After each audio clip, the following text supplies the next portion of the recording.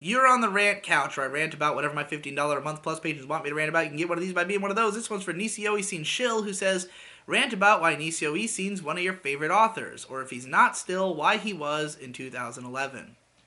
Now this interests me because I don't ever remember saying that. Maybe I did. Back in 2011, I know I was not, reading a whole lot of stuff.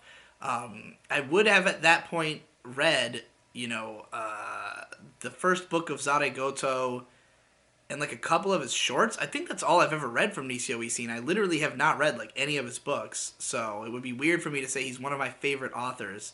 Having read Zaragoto, what I liked about the first book was I related to the main character well.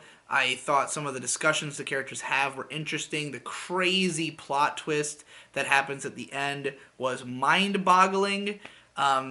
I really only remember giving that book like a 7 out of 10, so I can't imagine I would have then concluded Nisioisin was one of my favorite authors. I am a big fan of the Monogatari anime series. I haven't read any of the books yet, even though I own the first couple.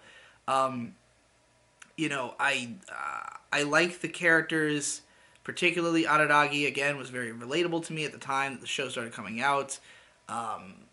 All the characters are fun and memorable and have great designs, and the artwork of the show is fantastic. I'm sure the books are also good. But, if there's something I like about Nisioisin, it is his overly indulgent, kind of rambling style where he's just exploring whatever thoughts are in his head. His stories are like a whirling dervish podcast at times where he's just going on and on, using his characters as mouthpieces to talk about all his ideas that he wants to get out there. Most of it's just conversations that are long-winded. I